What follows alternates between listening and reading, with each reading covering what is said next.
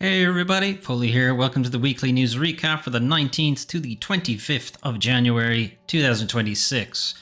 So, Microsoft had a developer direct during the week to show off a couple of games that are slated to release some stage this year. So first up is Fable. I'm gonna kind of skip around here a little bit because there's little bits of gameplay interspersed with some interviews and stuff like that.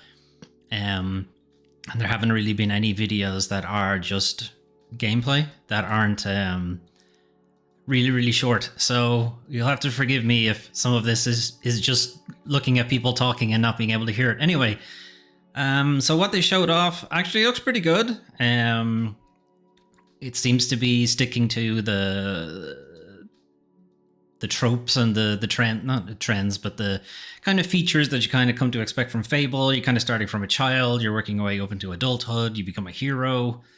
Heroes are a specific type of person in Fable lore. It effectively means you can use magic. And they're talking about a couple of different things. One kind of small thing might frustrate some people is because the game is so high fidelity with its character models, you can only really choose from a collection of presets for your character's head. So there's not really going to be on the sounds of it anyway, it doesn't sound like it's a very deep customization for how your character looks. But you'll also be looking at the back of their head for most of the game, so maybe it's not that important. Some other things they pointed out. It's set in the same universe. You know, the main city, Barrowstone, is still the same one. A lot of the same monsters are returning. A lot of similar mechanics are returning. Probably the biggest change is that they've swapped out the morality system for a reputation system. So previous Fable games worked off a morality slider, good to evil, effectively, and the more good things you did, you got a reputation for being a good guy, and that was reflected in how your character appeared. Their clothes were like a lighter color. I think their hair ended up going white or something. This doesn't mean I'm good, by the way, because they changed that system, so it doesn't mean anything anymore. And if you were evil, you grew horns and you had like red eyes and that kind of stuff. Again, I would imagine this is also potentially because of the face models that they're working with, that this kind of morphing. They just didn't want to cater for it, maybe, I don't know. But they've changed it up to a reputational system, so your character will basically get a reputation for things that they do. And the kind of basic ones they've shown off is if you are constantly kicking chickens, which is a thing you do in Fable, you'll get a reputation for someone who kicks chickens, and everyone will know you as the chicken kicker or the chicken chaser or something like that. Way funnier is if you go around just buying up all of the shops and like buying up all of the houses and stuff like that. You'll be known as like rich and as a tycoon, but people will like not like you because of that. Like it's like you're known as a rich tycoon, but then at the bottom it's like they think you're a rich twat, which is fucking hilarious. So yeah, you won't necessarily be evil for being a slumlord, but you certainly will have the reputation for being a slumlord. There's little bits of combat here. It looks pretty weighty. I was saying that now. Some of those slashes didn't look great. A couple of different weapons that you can choose from. You're not just restricted to the sword and stuff like that. And magic is available, archery and so on. So the stuff that was in the original Fable. I think they mentioned it's like 1,000 named NPCs, which sounds like a lot. And I kind of wondering, Elder Scrolls game, something similar. And they are talking about they have like their own routines, they have their own day-night cycles and stuff like that. Which again, when Fable came out, was kind of a big deal, and I guess we've kind of seen that now with like I think Oblivion and Fable are kind of contemporaries, but then like Skyrim in between, and Skyrim has come out like 12 times since the last Fable. Maybe it doesn't sound as big a deal, but having them all voiced, I mean, they're all voiced in the Elder Scrolls as well, but are they, they reuse the same actor for multiple things? So is it a case that they'll do the same thing here? Don't know. I'd imagine they would. But yeah, apparently it's like, you can buy a shop, and if that NPC happens to work in the shop, then they'll start addressing you as a boss, and maybe your reputation will change there. If you evict somebody from an apartment, that same NPC will obviously not be too kind to you if you meet them again. It's not mentioned if you can kill them. Can I go around and just, kill all 1,000 NPCs?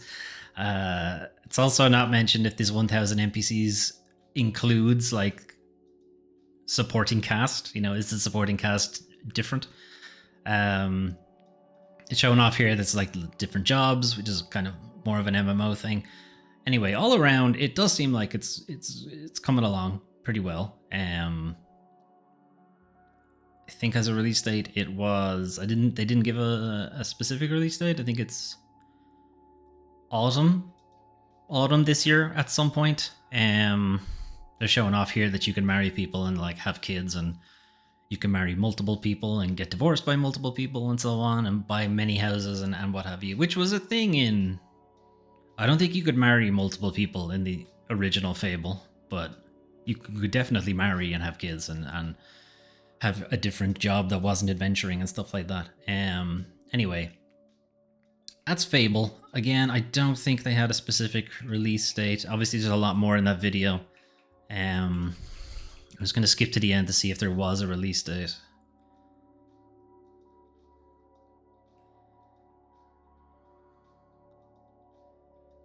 No, just key art. Key art, no release date. That's very unhelpful. Hang on. If I skip all the way to the end.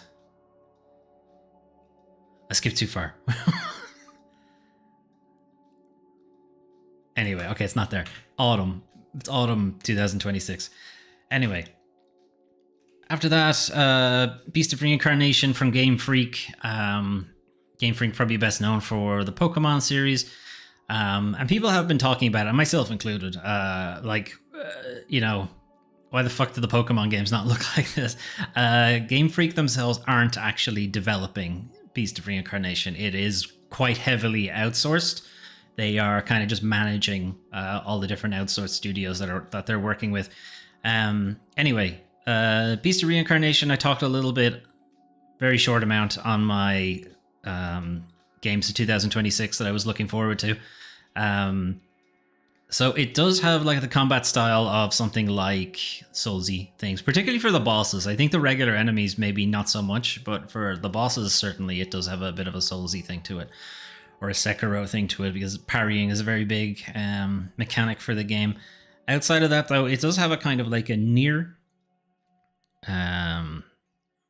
like Nier Automata, Nier Gestalt kind of vibe to it. It's like post-apocalypse, robots, outcasts and things like that. It just has a lot of story beats that are very similar, and like, what happens after humanity is gone and this kind of thing. Yeah, I mean, it's looking pretty good. Again, we didn't get a massive amount of uncut gameplay, like for any of the games, Fable included, and 2 other games we'll talk about here afterwards. But from what I've seen, it does look interesting. I do like the combat. The world is a bit... I kind of feel like we've seen this too many times now at this point.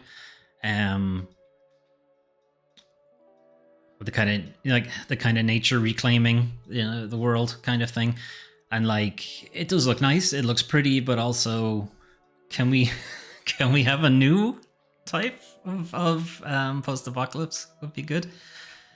Anyway, yeah, there's a lot more in that video. I encourage you to give it a look if you are interested. Then Playground Games again. Now, technically, Forza was first in the developer direct. I'm actually doing this in order of interest in the games. So I'm not massively interested in Forza. I'm actually going to skip through this pretty quickly. I'm only really interested because it's set in Japan, and I'm a huge weeb. So, if it comes down drastically in price, I might get it. I'm not really into racing games all that much. There was a bit late. I think it's very late in the video. Hang on. Maybe it's like down here somewhere.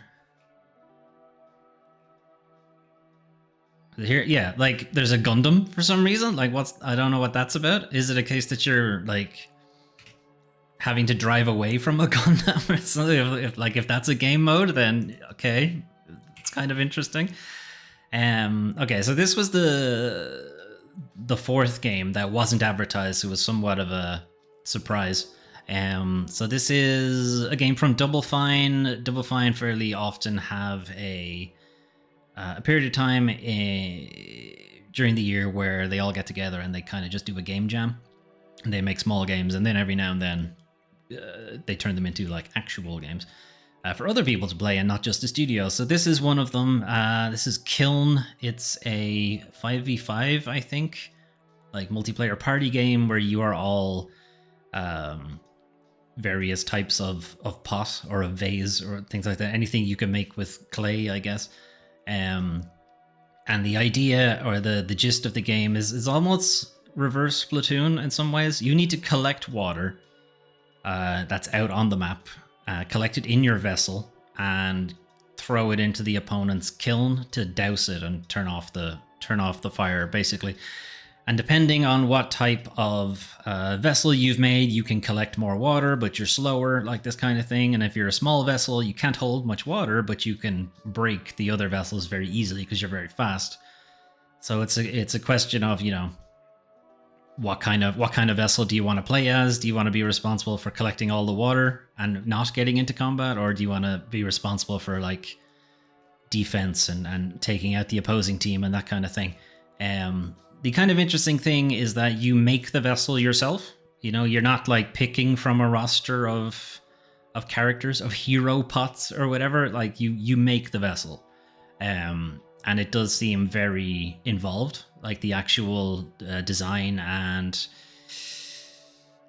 creativity, customization that you can get into. Now, it does look like there are, we'll say weight classes, maybe, because we did see briefly on the screen there is like small, medium. There's medium there on the side, as you can see. And I think as you build it, the game sort of categorizes it as something. So like it'll categorize it as a pot or a bowl or as a vase, a chalice, like all these different things. And I guess maybe like in the background of the game, there's some attributes assigned to that kind of vessel type, if you like. I don't know. It's interesting, and it, you know, it doesn't necessarily revolve around. Well, I mean, it's a 5v5 potentially live service thing, and there's certainly some fatigue in that genre, but it's not a shooter. It's got that going for it, I suppose. Anyway, Kiln, I think, is scheduled or slated to be like some stage around the same time as Fable, in and around the end of the year. I'm going to just skip to the end. Maybe they have it there. No, I think it's just Tim Schafer being hilarious. Hang on. Oh, hang on. We might get something there. Oh, spring. Never mind. It's actually out pretty soon. Yeah, Forza, I think, similarly is out pretty soon, and Beast of Reincarnation is some stage in the summer. So they're kind of like slated, like Forza, Beast of Reincarnation, Fable, and then I guess Fable's the Christmas game, probably. Anyway, outside of the Developer Direct, we had a couple of other updates. So Sony has decided to start talking about Marathon again.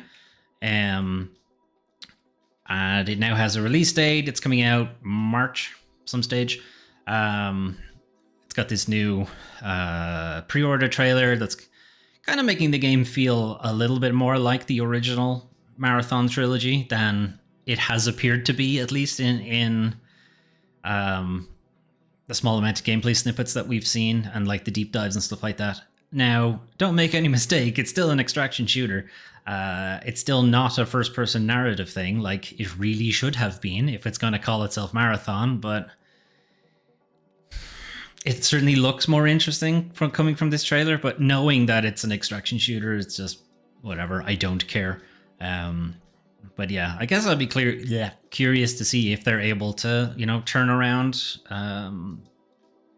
the kind of general perception that the game is already dead before it's even come out.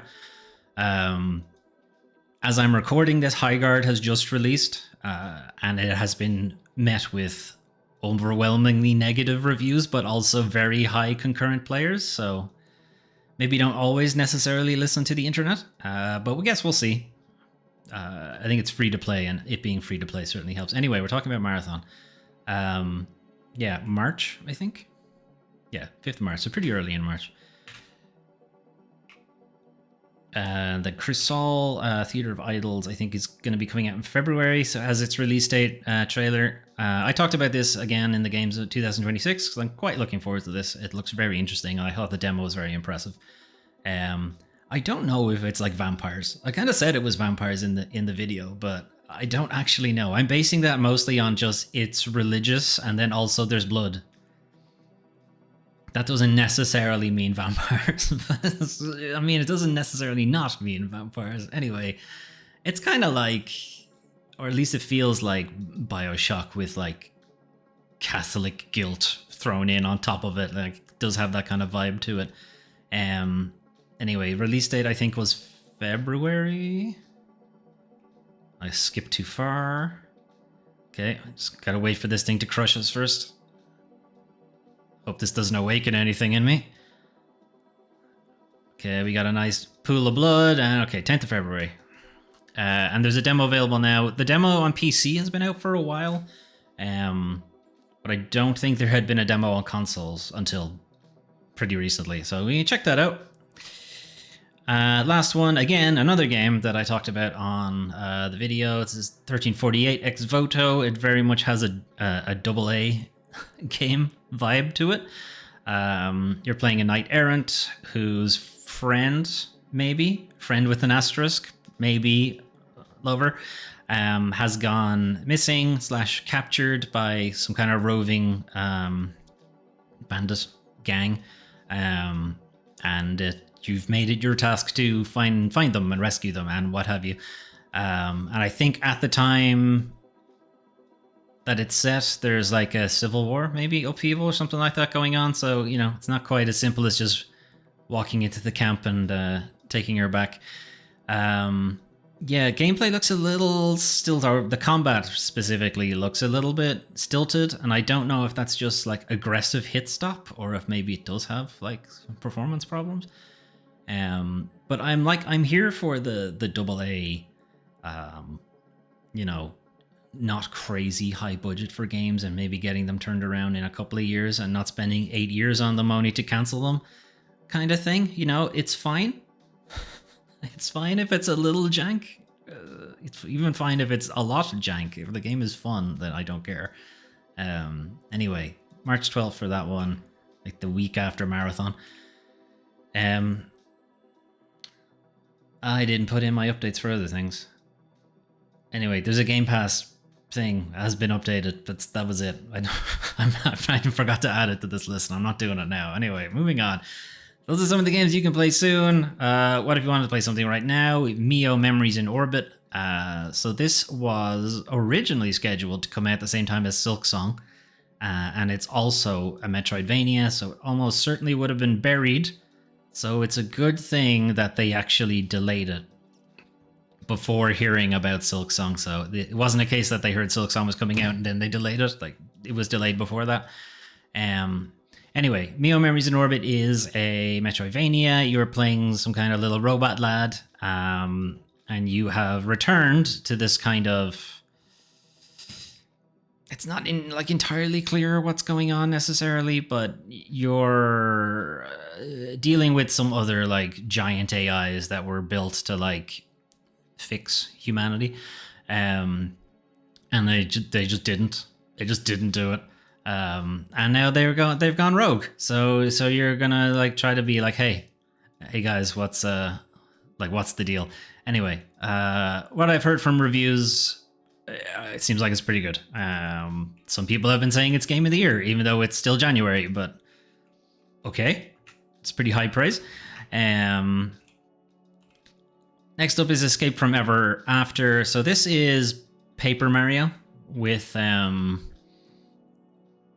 publicly available IP.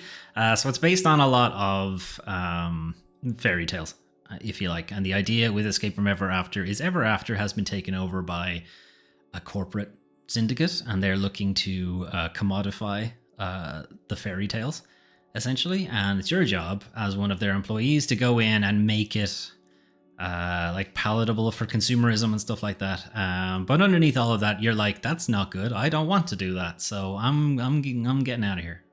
I don't want to be part of this. And it's kind of the story. But gameplay, it's Paper Mario.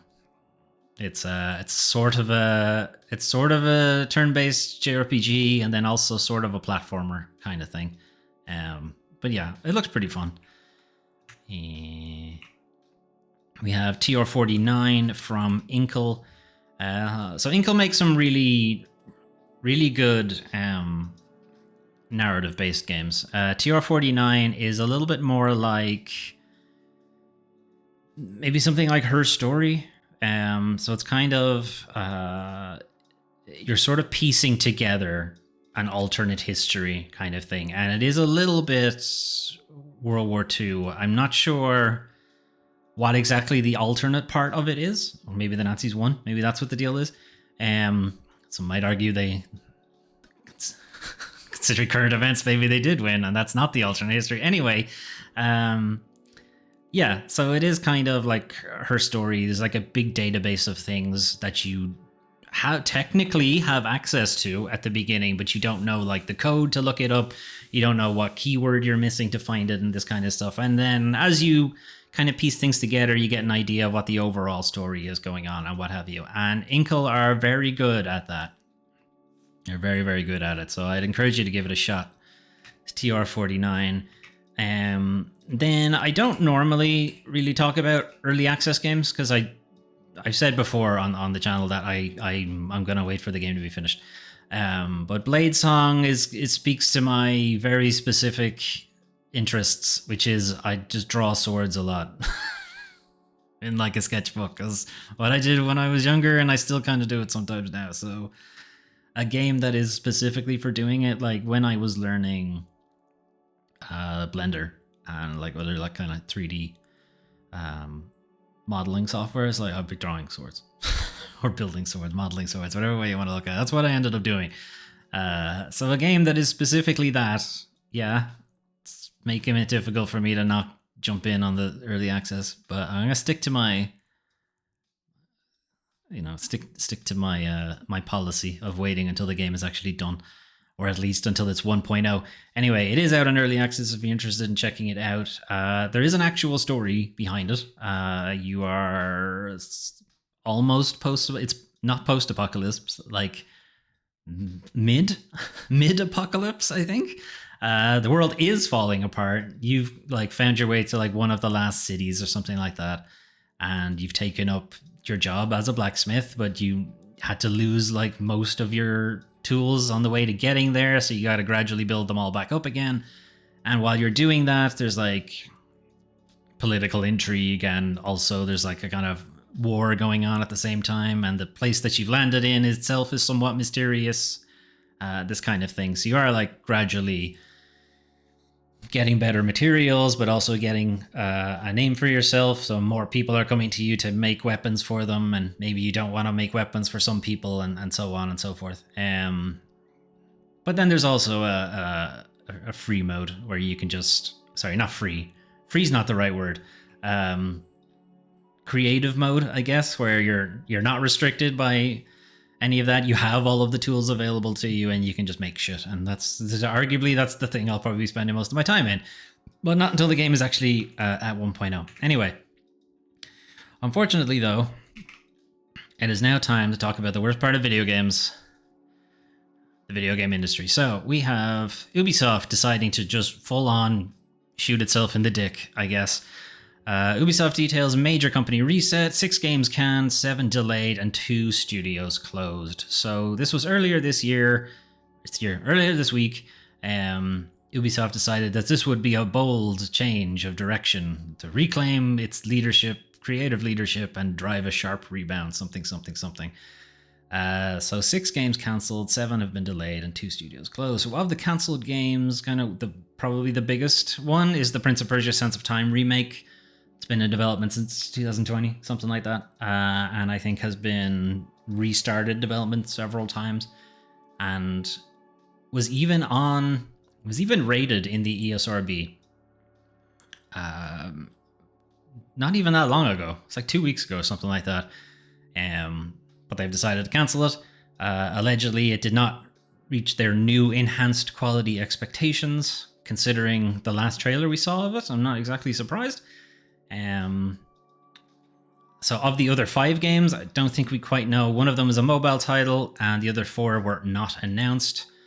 3 of them original IPs. So there's at least one of them in there that was a sequel to an established IP. Potentially it's one of the Assassin's Creeds, even. Because they did announce like a ton of them a while ago. It's like one where we're going to Japan, which was Shadows. There's one they were going to China. There's one they were going to... It was like a witchy type one. Hexy or something like that. I hope I'm not confusing this with some other IP. I'm pretty sure it was Assassin's Creed. Anyway, who knows what's happening with that. 7 games have been delayed. Can we even think of 7 series that Ubisoft works in? Assassin's Creed, sure. And Shadows like just came out. Black Flag remake, maybe. That has been rumored for a good while. It's probably another Far Cry on the way. Ghost Recon, maybe. Another Wildlands, possibly. I don't know. Struggling to think of it here because they say they want to we want to focus on our open world adventure segment and on our games as a service segment. So that doesn't really mean things like Prince of Persia, Rayman. It really speaks more about things like Assassin's Creed, like Far Cry, like Watch Dogs, but I'm pretty sure like Watch Dogs 3 did not do well. So it feels like they're probably not going with that.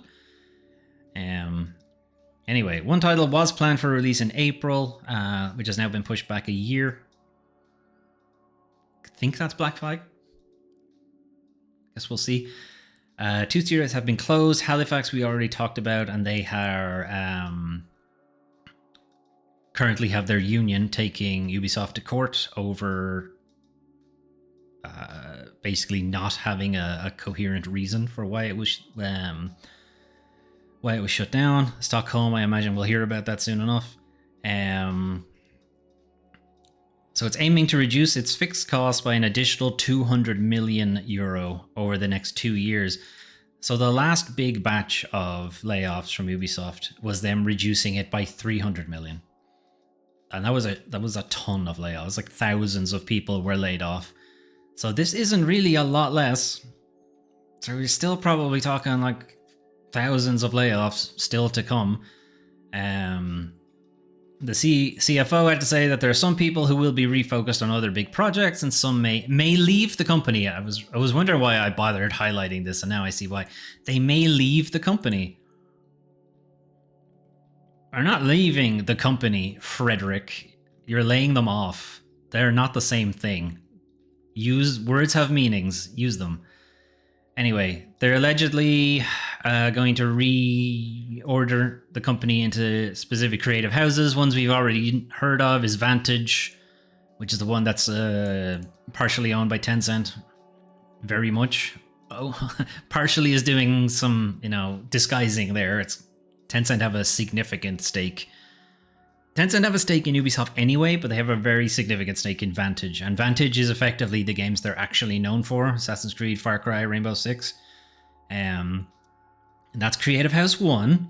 And then there's Creative House 2, 3, 4, and 5. They don't have fancy names for these, probably because I think they're going to spin them off and try to sell them. And I'm wondering if this whole restructure thing, because we're going to talk about how it's affected their stock price in a minute. But I do somewhat wonder if they're trying to make it or get it to a point where it's attractive for a purchase. Anyway, we'll talk about that in a second. Anyway, Creative House 2, competitive and cooperative shooter experiences, and somehow Splinter Cell is in there. I don't know about you guys, but I feel like if you're shooting in Splinter Cell, You're doing it wrong? It's a stealth game? And like, I know there's like stealth takedowns that use like a silenced pistol, whatever. Just, don't be pedantic, all right? Division and Ghost Recon, fine, but I would have figured Division would be part of like their live service thing. And speaking of live service, the third house is their live service thing. So that's For Honor, which I'm surprised is still a thing. The Crew, which they've shut down. Riders Republic, which is what SSX should have been. No, the other way around. This should have been SSX and it isn't. Brawlhalla, that's a mobile game, right? I'm not sure. It's fucking Skull and Bones. We're still pushing Skull and Bones. Okay. Why the Division isn't in here, I don't know. Number 4 is fantasy worlds and narrative-driven universes, which is massively fucking broad. Because it's got things like Anno, and then Might and Magic, Rayman, Prince of Persia, and Beyond Good and Evil. Like, these are... this is a huge brush here for these games. And then number 5, I think, is their... like Just Dance stuff. Family friendly game, casual and family friendly games. So Just Dance, Uno. What do you mean Uno? Ubisoft don't fucking own Uno. And Hasbro's not even a game. I'm really not thinking about this one at all. That's very much a just throw the rest of it in here. As part of the changes, staff will be expected to return to the office 5 days a week with an allowance for some work from home days. We'll talk about this in a minute, but they're striking basically over that. Portfolio refocus will have a significant impact on the group's short-term financial trajectory, particularly in the fiscal year, this one and the next one. And then speaking of that financial trajectory, Ubisoft shares tumble to awful lows following yesterday's cancellation announcements. Historic lows, in fact. Publisher share price dropped to its lowest level in 14 years. If you had bought a share in June of 2018, you have seen a drop in 95%. Fuck. Okay, anyway. So the idea with their restructuring was to convince investors that the company is going to stop hemorrhaging money and turn its established IPs into annual billionaire brands, as in selling... Not selling a billion, that wouldn't be possible, but selling enough to make a billion. While directing its attention towards all of last year's buzzwords like generative AI shite and games as a service. Anyway, their attempt to convince investors has clearly not worked. 14-year low, 95% since 2018. It's clearly not working for them. But yeah, I think it's this kind of line here at the end. Being this colossally incompetent would sure make you look a lot cheaper to interested buyers. So yeah, like it could be a case of driving the stock price so far down that if you were to then just buy up all of the stock and take the studio private, like what's happening with EA, be cheap. You know, it'd be pretty cheap. Relatively cheap. We're still talking like several 100 million here, but you know, relatively cheap. And it is arguably what happened with EA, and it's arguably what happened with Activision in the first place. If you remember, Activision was coming off a sexual harassment scandal, several of them, in fact, which had driven the stock price pretty far down for them. And it was then that Microsoft, it's like, this is like documented in their emails and what have you, that they saw that Activision was now an attractive purchase because its stock price had dropped so much. So, you know, you could argue this is what Ubisoft is doing. Now, maybe not, you know, Occam's razor. They could really just be really shit at this. How they've been handling the studio the last 5 or 6 years would suggest they're pretty bad at this, but yeah, let's not say, because I still think the Vantage Studio spin-off thing, where they took all their best performing IPs. I say best performing. I didn't say they're performing well necessarily. They're just the ones that perform the best. And put them all in one subsidiary is extremely suspicious. Anyway, moving on. As I did say, there were the people actually working at Ubisoft, not the shareholders, the people who actually do all of the work, They don't like this either, really. It is out of the question to let a boss run rampant. This is translated from French, so it kind of loses something a little bit, I suppose. Anyway, there's an expected fiery response from the unionized workers within the French game industry. So Solidaires Informatique, so the French video game union, effectively, called for a half-day strike on the day. So the day that they learned about it, basically, they just went, well, fuck this, we're striking. And a half-day strike because Canada, France, time zone, they only really heard about this halfway through their own workday. Anyway, so protesting against Ubisoft's decision to mandate a full return to office. The publisher executive has justified it as a move to enhance collective efficiency and the sense of belonging. Nothing about productivity. Nothing about we have noticed a trend of less quality or anything like that. No metrics to back it up. Just boss says no, which is what a lot of the return to office things have been. Okay, so the initial strike was a response to the absurdity of management's decisions. It's out of the questions to let a boss run rampant and destroy our working conditions. This is coming from the union themselves. As they address the CEO, he needs to be reminded that it is his employees who make the games. Yes, seize the means of production, comrade. The one and only objective for the new return to office policy, this is coming from Ubisoft themselves, is to enhance collective efficiency, drive the dynamics. The fuck does that mean? Drive the dynamics, the creativity, and the sense of belonging. Drive the dynamics. Now, arguably, this might also be being translated from French, but I don't think it is. This means nothing. There's nothing about, we've seen like a 12% dip in productivity from people working from home, so we need to bring them in. Like, there's nothing. No kind of metric, no kind of questioning about their productivity or the quality of their code or of their work or of their art or anything like that. Just, no, vibes. We want vibes. Yeah, the rest of this is just talking about other studios that have done the return to office thing and also similarly had no actual data to back it up. But wait, there's more. There's more Ubisoft, although this one isn't about the restructuring. So this is from a story that I think we looked at the end of last year. And I believe, I haven't gone back and checked now, but I believe at the time I was like, this is a bit weird. Anyway, former Assassin's Creed boss sues Ubisoft over alleged disguised dismissal.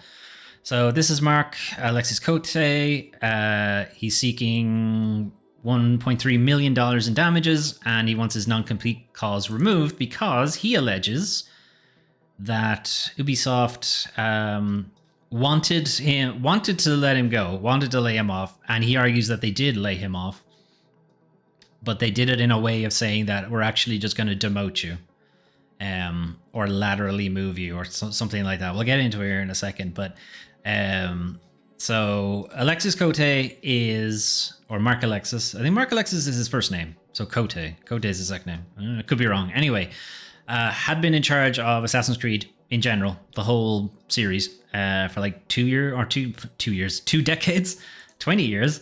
And when it was spun off into Vantage, the assumption would be he maintained that position. He just moved to Vantage instead. That didn't happen, and we talked about it when this news initially broke, was that he would instead be, what was it? He decided to pursue, so Ubisoft said he decided to pursue new opportunities elsewhere after being offered a new leadership role.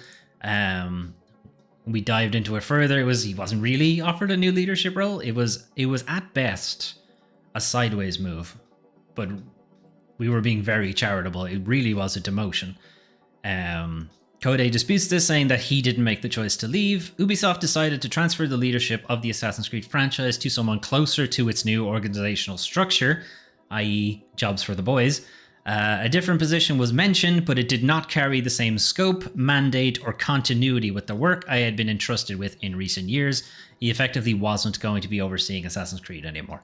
I think he was going to be overseeing like development of specific Assassin's Creeds, but not the series as a whole, which definitely sounds like a demotion. So he alleges that he was essentially forced out of the company. He was offered a head of production role within Vantage that would have put him under the authority of the new head of franchise. So he would effectively have lost his old job, and whoever replaced him was his new boss, which essentially serves as a demotion.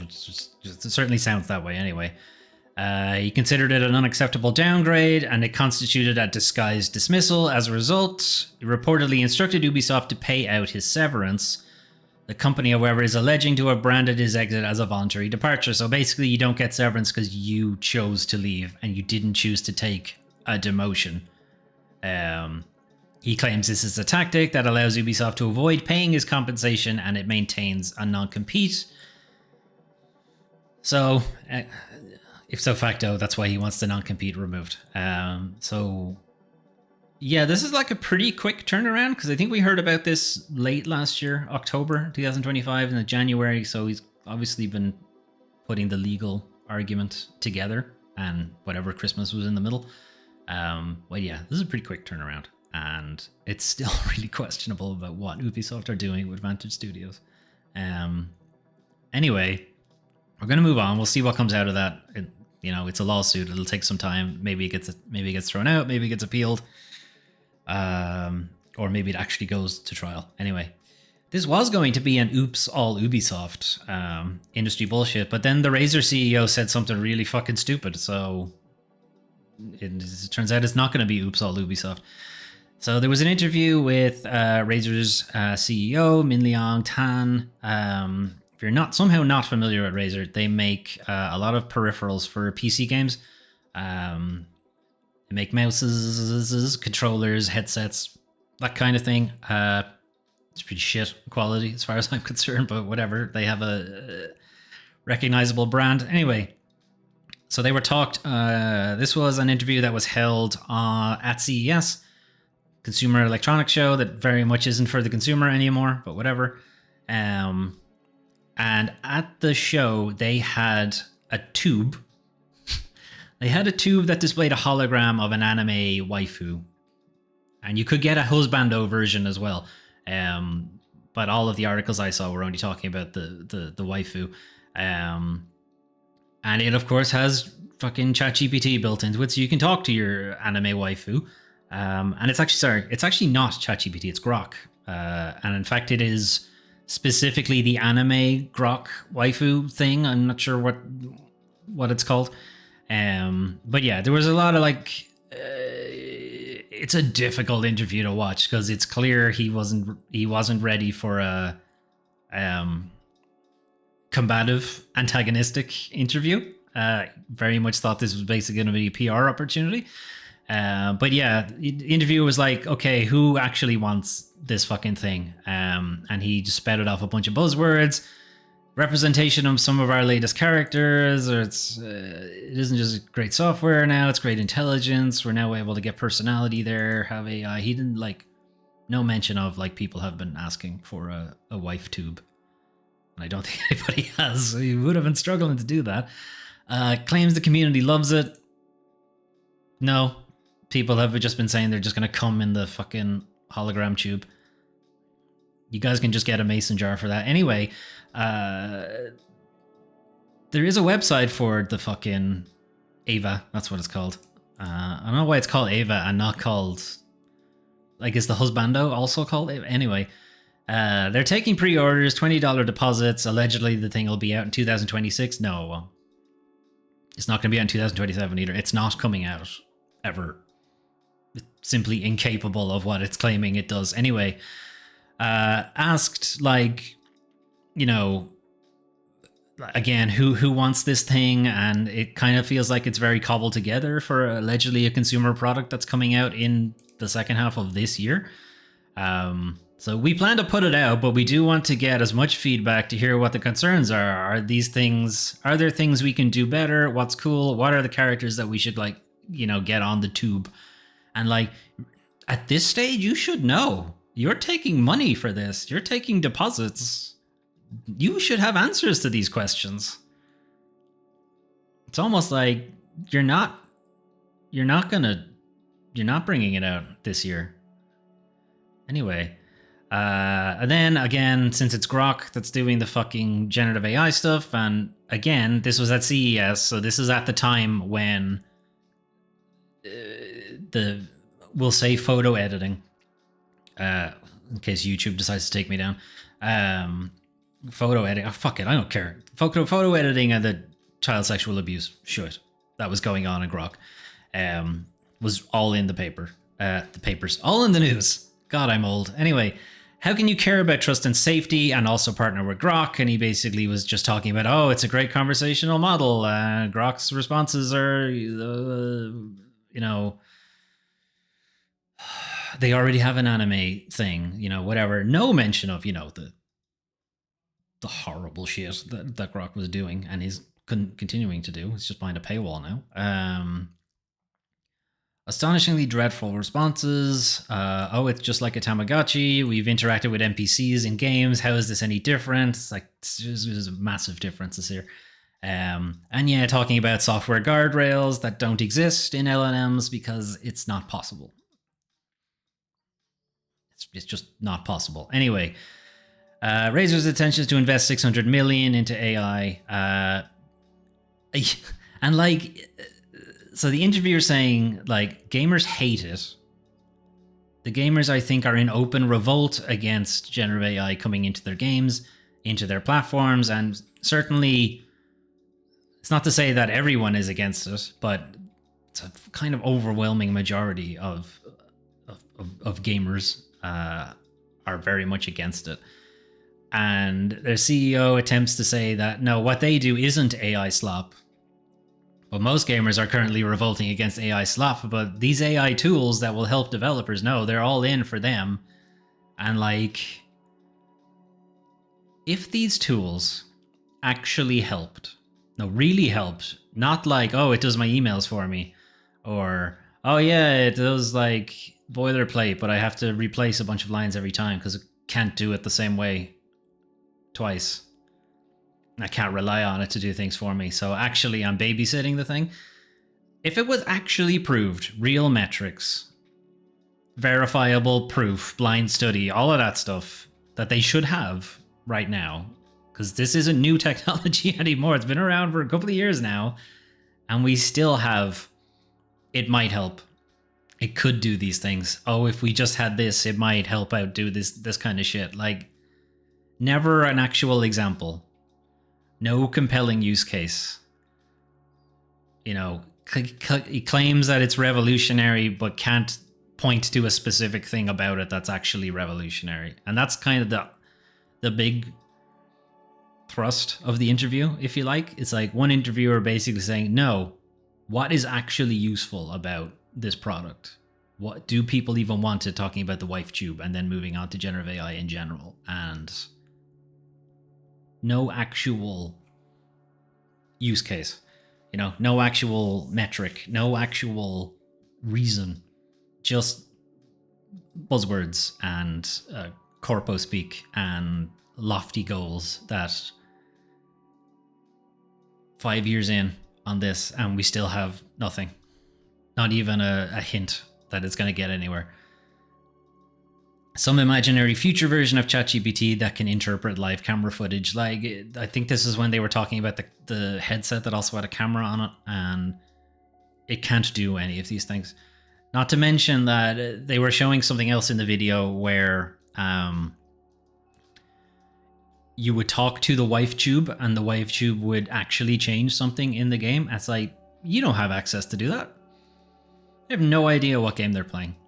Are you expecting every single game developer to open up its API to allow this kind of thing? It's unworkable. It's simply unworkable. Anyway, for all of Tan's protestations that Razer isn't interested in slop, he then goes on to deliver the hoary old line of, we'll see new forms of artists of whom may not necessarily have been so adept in terms of using a paintbrush or using Photoshop, now being able to kind of wordsmith and craft great pieces of art with prompts throughout. So one, plagiarism, but also, how many times have we heard this and still not seeing it? No use case. You're seeing it crammed into a bunch of software, crammed into a bunch of places people don't want it. And and nobody you turning around the next $1 billion whatever business based on this. It's not happening. Trying, but it's not happening. People are saying that it's vibe coding, that you don't have any computer science training or computer development training, software development training, and you can just vibe code. And it's like, okay, where's the software? Where are the programs they're making? Where are the apps they're making? You've had plenty of time. Where are they? If it's a case of I type a sentence into the prompt and it makes an app for me, where is it? Anyway, he's repeatedly declared. Oh yeah, to be fair, this was kind of the real cringy bit, I guess. So throughout the interview, he's talking about how he loves games, and Razer's meant to be a brand for PC gaming in particular. Very easy question: what game are you playing right now? Didn't have a fucking answer. Oh, it depends. Civ and stuff like that. I play some MMOs of sorts and shooters, and I play a lot of the Battle Royale genre. He was then asked, can you name a single game that you're playing? One title. I play random stuff. He's the CEO of a PC gaming company. Anyway... so a small thing here, and arguably I should have had this with the Ubisoft section. Congress members in the US voiced serious concern over the Saudi Arabia-led EA buyouts. We're talking about EA being taken private by the Public Investment Fund, which is backed by Saudi Arabia's government, Saudi Arabia's prince. So it could warp the balance of power within the video game industry. This has more to do with not necessarily the acquisition of EA, but it has a lot more to do with the fact that the Public Investment Fund has its finger in a lot of studios. Now, it would result in outright ownership in EA, yes, but it also has like interests, significant, not controlling necessarily, but significant interest in a lot of other studios. And the question would be if they ever pulled out, or more specifically threatened to pull their funding, what kind of leverage would they have over the industry, and what kind of leverage would they have over the labor movement specifically in that industry. So it's a question of whether it's advancing the needs of working people and the labor movement in Congress, that this acquisition will incentivize layoffs, offshoring, studio closures, and other cost-cutting measures. It's all the stuff that like the union has been talking about, basically, and this is more just having actual Congress people talk about it. Merger guidelines make clear that mergers harming workers, suppressing wages, or enabling dominant firms to reduce labor demand may violate antitrust laws. Given the scale of this acquisition, EA's current dominance over the domestic video game labor market, we believe careful scrutiny of this deal is essential. Concerns about the interlocking directive, which is what I was talking about, that Saudi Arabia would effectively own a sizable chunk of the video game market. I think the rest of it is just kind of summarizing what the union's position is, which is this is bad. Anyway, last thing, continuing my attempts to give you deeper things to talk about that aren't just what's happening this week.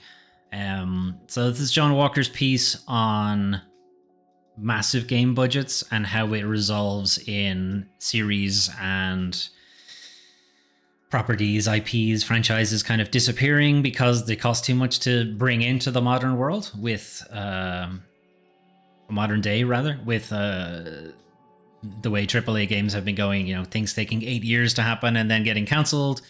Now, it was spurred on by Prince of Persia Sands of Time remake being cancelled. But it's also things like Dead Space 1 getting its remake, and promptly EA just pushed them all into the Battlefield mines. Or Thief, it's effectively just a VR game. Titanfall 3 never came out as a thing, and so on. And then somewhat spurred on by things like Expedition 33, Lies of P, Helldivers 2, all kind of showing that you can make really good games with a much smaller budget. You don't have to go for the AAA, crazy high fidelity, have all of the features, have your players fucking slog through the game for hundreds of hours for no reason. you can make smaller games. You can make AA games. But now everything needs to be the next Call of Duty at a time when Call of Duty can't actually manage that. So this is mostly like corporate saying that unless this game makes hundreds of billions of dollars, we're not going to bother. Instead of, okay, it could make hundreds of millions though. It could pay for people's salary, and while you're waiting to make the $100 billion game, you could make this smaller game instead. You could give it to another studio. You know, if EA don't want to make Dead Space, maybe they can outsource it to somebody. You know, they certainly have the money for it, and so on. And that's kind of just that is the general gist of the article. But you know, he goes into has a lot more better examples, and is an actual writer, so will be a lot more eloquent than I will be. Anyway, what's happening in the community? So this made a little bit of noise. So there is a Cyberpunk 2077 VR mod by, I forget his name now, Luke Ross, who's made a lot of VR mods for different games. And he put out one for Cyberpunk 2077. It was pretty well received. But CD Projekt Red has sent him a DMCA strike, or DMCA notice rather, to pull the mod. And there was questions of why it's such a good mod. Why would you do that? And it's arguably an incredibly good way to experience Cyberpunk 2077, and it's enhancing the value of the game and so on. And CD Projekt Red's issue was effectively, you're charging people for it. You are paying people for something that relies on our IP, and we're not getting anything out of it, and we don't want to either. We don't want to be in that position. You're not an official developer, an employed developer of CD Projekt Red, so you shouldn't be charging for this mod. And this goes back to, yes, there's a community disgust for paid mods in general, but there's also a legal reason why there shouldn't be paid mods, and it's because you don't own it. You don't own the code that you're piggybacking on, so it's illegal. It's copyright infringement. Anyway, this is kind of the issue. So he did have a full VR mod for Cyberpunk. He has it for a couple of other games, but has decided to take all of them offline. Has taken his Patreon offline. He's taken his ball and gone home, basically. He got another DMCA from the Ghost Runners publisher for a similar reason, because there was a Ghost Runner VR game, and Jesus, that mod would be just vomit immediately. Anyway, he suspended his entire Patreon, access to dozens of other VR games, other VR mods, and now locked behind a subscriber paywall for at least the next month, but it looks like he's going to be taking them down in general. In light of the above facts, I'm being forced to take immediate action. I'm making unavailable all versions of the mods and also all the posts related to the wonderful work we have done here together for years, so that there will be no grounds for further legal claims. Since I cannot stop people from subscribing without closing down the account altogether, I'm making it clear on the pages that the new subscription will have the only effect of supporting me, and the no access to the VR mods themselves. So yeah, because he couldn't make money on it, he took his ball and went home. He had the option to make the mods free, and it even says later on, CD Projekt Red were like, yeah, you make it free, we have no problem. And if you do the other Patreon thing, which is what Patreon was built for in the first place, which was support me while I do the thing you like. And people may forget Patreon is a pun on patron, and a patron of the arts just supports artists to do their art. That's it. That's what a patron of the arts is. They might even commission them every now and again, but it would be a separate thing, private even. But just being a patron of the arts is, here's money, I like what you do, keep doing the thing you do. Not, here's money, make me a mod.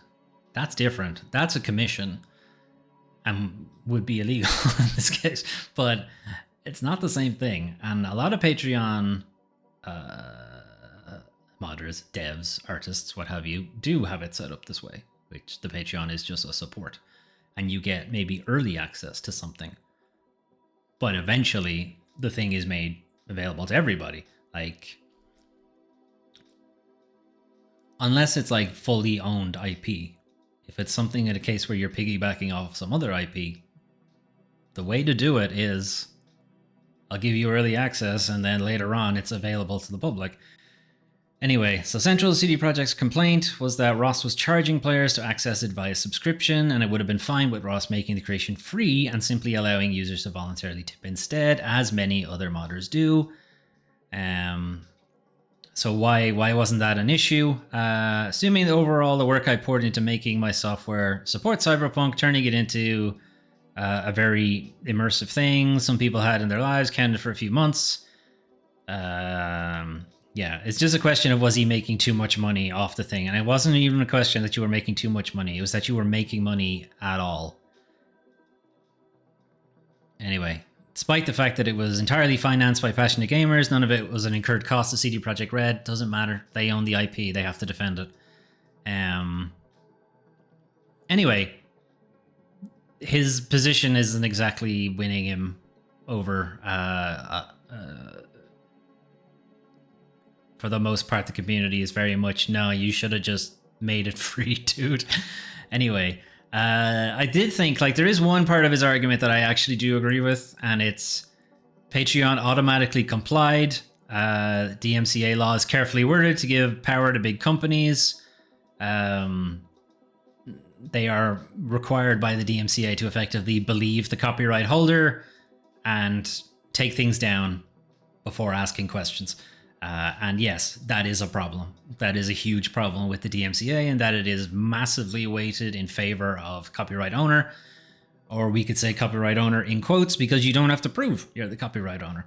And those are like retaliatory copyright strikes, DMCA strikes. You see them on YouTube a lot.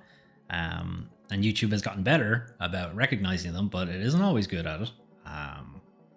So I agree that. I agree the DMCA is not good as a law. But CD Projekt Red own that IP. Anyway. Last thing, Anthem private server experimentation underway.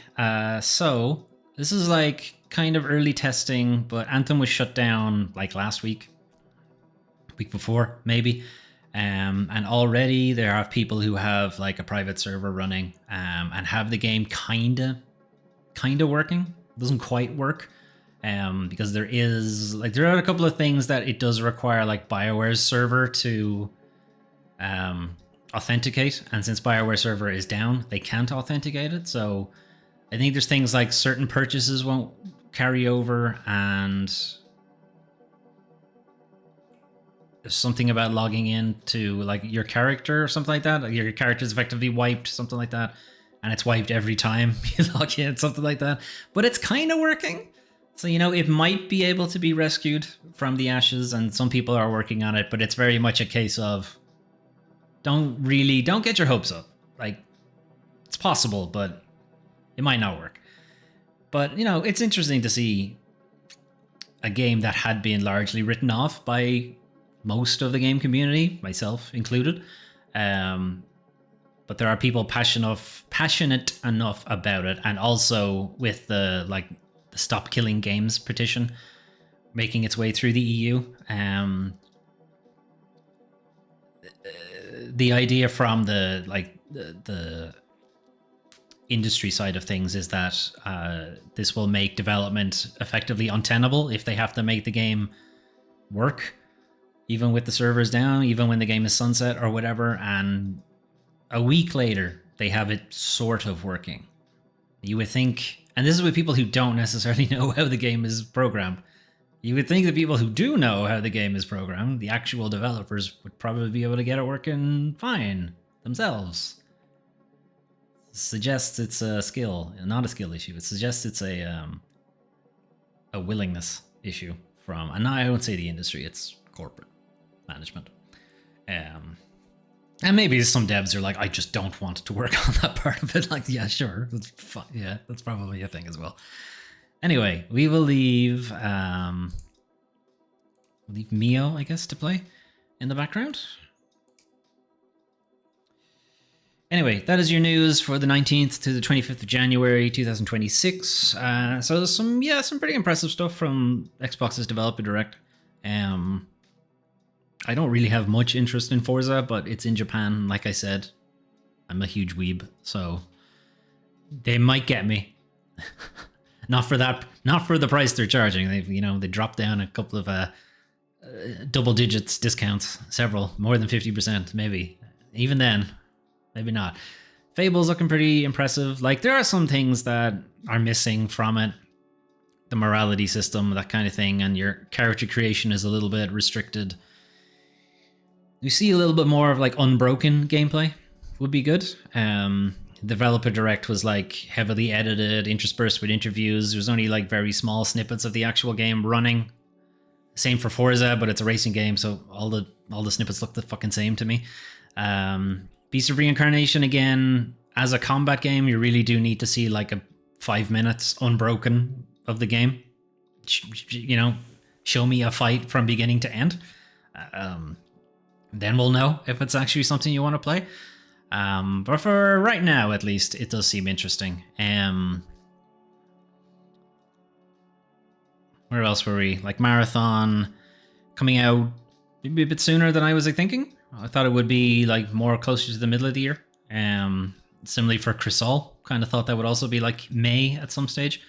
But yeah, it's looking pretty good. I don't know what the fuck Ubisoft are doing. Like, part of me does think that it's deliberately driving down its share price to maybe get purchased or to spin off the things that it clearly doesn't give a shit about anymore. Who knows? I mean, Beyond Good and Evil 2 somehow is still in development. That was one of the games not cancelled, despite it being in development since like fucking 2005 or something like that. Since the first game came out, more or less. So yeah, that's pretty insane that wasn't cancelled, but the other ones were. Like I don't know what state the Sands of Time remake was in. The last trailer that we did see was very rough, but also pretty sure it had completely restarted development after that. So who knows what state it was in. Yeah. Video game industry CEO being dumb, like Yves Guillemot, sure, for Ubisoft, and then the Razer CEO also being an idiot. Not exactly surprising. Maybe not an idiot, but like obviously very unprepared for some obvious questions. Like completely unprepared for somebody not buying what he's selling and actually having some, probing, very easily probing questions. Like it's very surprising that he didn't have just some stock corporate answer for it. Anyway, yeah, that's it from me. I am be looking to, as I said, I know I keep saying this. I do. I mean it this time. Probably not this weekend because I'm a bit too busy, but maybe next weekend. I'll actually get some gameplay recorded for some of our Let's Plays. I'm probably going to restart Hollow Body because it's been too long and I don't really remember the game that much. So yeah, I'm thinking I'll probably restart it or maybe just play to where we were again. The game has been updated quite a few times since then, so it could arguably be an entirely new game. I don't know. And I'm thinking we'll probably do Final Fantasy 6, but I think I'll do Final Fantasy 6 offline. There's a lot of that game where it's just me running from point A to point B and getting into random battles, and I'm not sure how interesting that actually is to watch. As much as I try to be funny and entertaining during it, it's monotonous if you're not actually playing the game. Resi Revelations, I don't know, because there is already a Let's Play on the channel, but it's very old. So I'm debating whether to do that again as another Let's Play, as an offline Let's Play, because it would effectively be the same thing. Would it be better to do it live on stream? I don't know. I'm still kind of debating it, because the video quality is not great on that old Let's Play, because it was an old capture card. Let's Same for Revelations 2. And Revelations 2 has a massive error in it where the video and audio desyncs. It's only in like one video, but it fucking pissed me off. So I've been meaning to redo that anyway. And there's a huge audio balancing issue because I was playing that with somebody else. We were using the same microphone and the volume level is just all over. I'm very loud and they're very quiet. It's always kind of annoyed me. So I want to redo Revelations 2 anyway. Revelations 1, I don't know, because I think that Let's Play is fine. And it was literally the first time I played the game, so I'm not sure if we're getting anything new out of that by doing another Let's Play. So maybe doing that one live, it's at least something different for that game. I don't know. I'm still deciding myself. Anyway, that's it for me though. So have a good rest of your day, and I'll talk to you guys next time. Bye.